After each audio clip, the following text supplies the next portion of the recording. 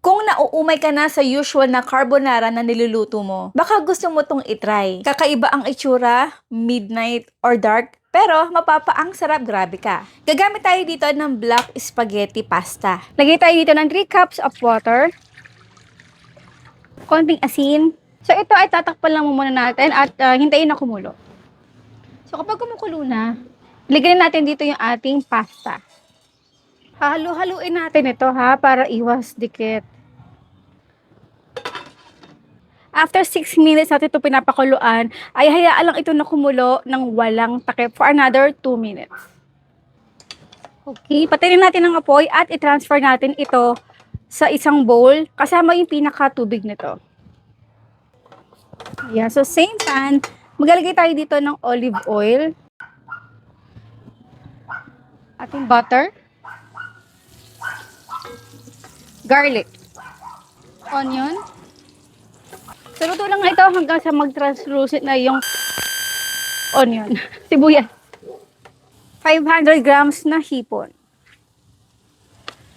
Hanggang hilaw pa ito, maglalagay tayo ng paminta at asin. So, ito ay hihintay lang natin maluto or hanggang sa mag-totally orange na lahat ng ating hipon.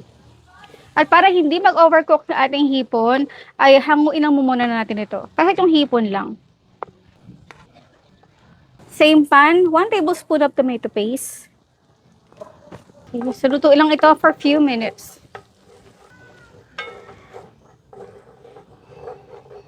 250 ml ng all-purpose cream.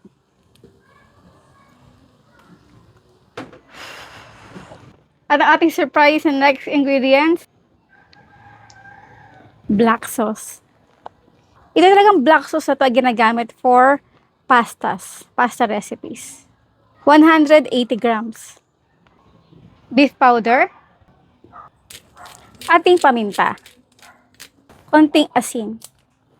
Haluin natin.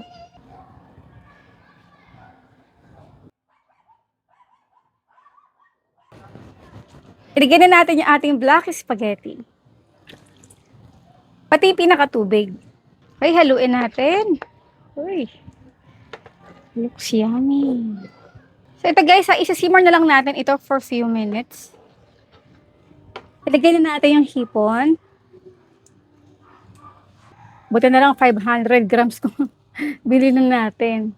At syempre, kung talaga kayo nanonood, anong klaseng pasta ang ginamit natin ngayon sa paggawa ng napakasarap at kakaibang carbonara? Ang inyong sagot sa comment box section. Kain po tayo. Nakaka-excite. Kain po tayo.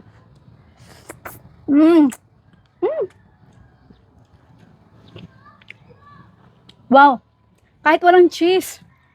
Grabe. Ang sarap ng sauce. Alam ko na kung ano yung pasarap dito. Wait.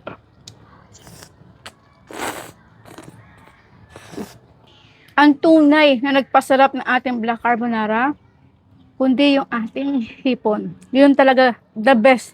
Ang sarap, grabe.